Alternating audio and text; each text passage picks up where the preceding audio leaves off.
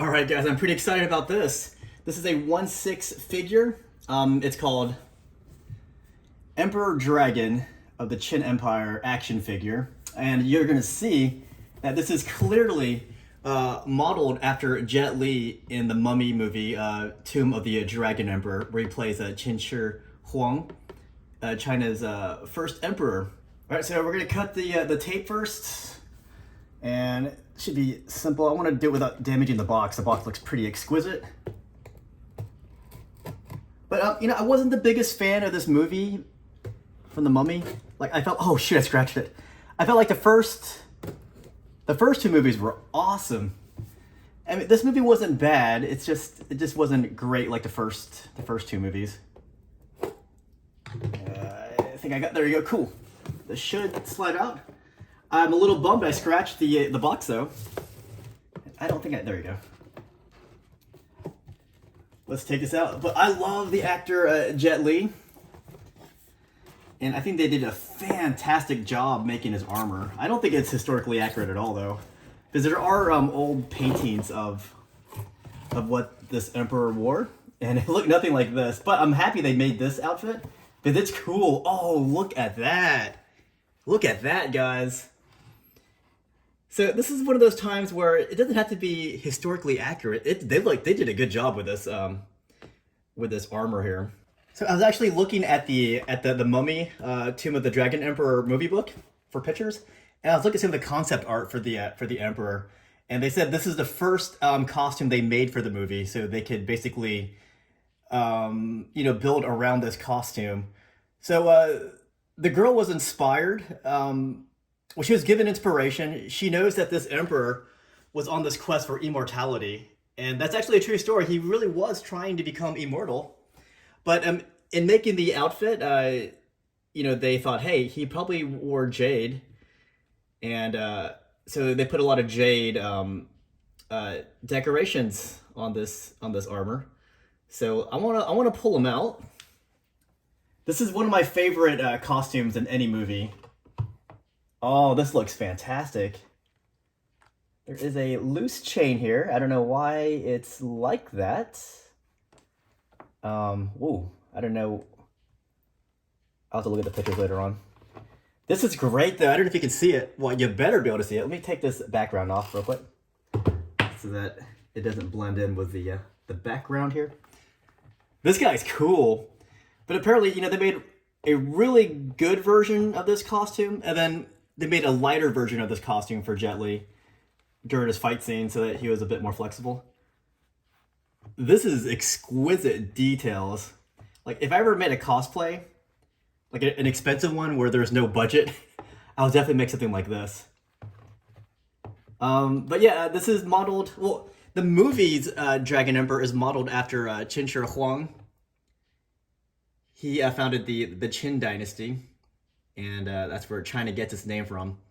But he was known for a lot of things. He was known for the Terracotta Army, which inspired the Dragon Emperor movie. In fact, they actually came to life and started killing people.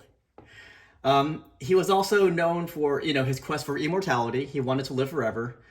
He slowly ingested or digested mercury, and that eventually got him. And then he was also known for connecting all the different walls. Like, he didn't make the Great Wall of China, but he was responsible for, a more unified system of walls. And this is kind of cool. Like, I wish it wasn't this loose up here, but I guess it makes it easier to pose. So yeah, the posability is pretty awesome on this. For the legs, not too posable though, because this whole armor part right here is not very flexible. It's a very hard plastic. It will not bend. If I do, I'm afraid it might cause some permanent bending damage. You can see his boot. Looks like his ankle broke off. It didn't break off. It snapped off. I can probably snap it back in and try to pull his feet back out. I don't know how I'm gonna do that though, but it's way in there. I might snap it in right now. I don't know. Let me see if I can pull these. No, I can't really pull his legs out because this armor, again, is so thick. Let me look at some of his accessories, though. Because he has quite quite a few accessories, which I want to show you guys. Let me get him to stand. There you go. Let it stand like that. So let's pull this out. I'm not gonna bother pulling out all his different hands because that's just a hassle. Here's his smaller dagger. He's got a bigger sword in the back. But this is like, it's like made of metal, it feels like. And it actually pulls out. This is actually like almost metal. It feels like it's metal. That is a really sturdy material there. Trying to put it back in. All right. Let me pull out his sword here, but this is cool looking. This is pretty heavy considering the size. And this also feels like kind of like a metal, or I don't know, maybe resin. I'm not really sure. It is, dude, I could probably like open mail with this. It's like metal too. I'm not really sure. Oh, that's awesome. Then we got this piece here. I believe that just, oops. Let's tuck it in here for now. That looks kind of cool. I wish it would stay still though. He's got this piece here. I don't know what this is. It's been a while since I've seen the movie.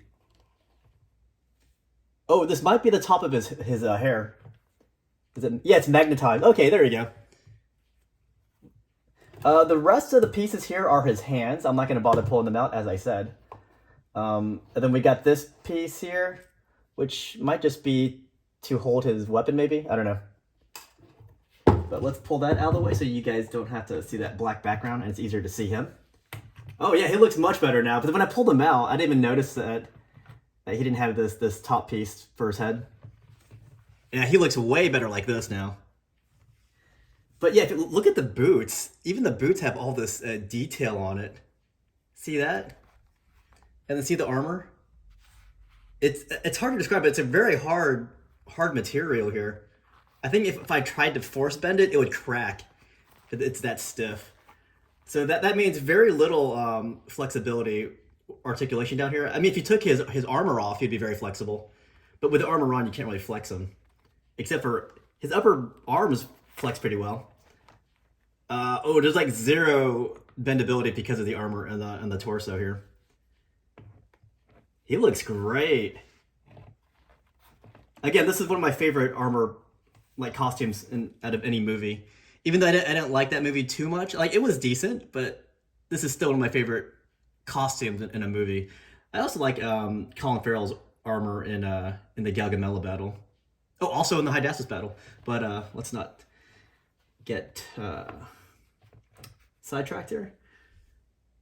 I'm just too busy admiring all the details on this costume. It is fantastic. But yeah, this is Qin Shi Huang. Let me know what you guys think of this figure.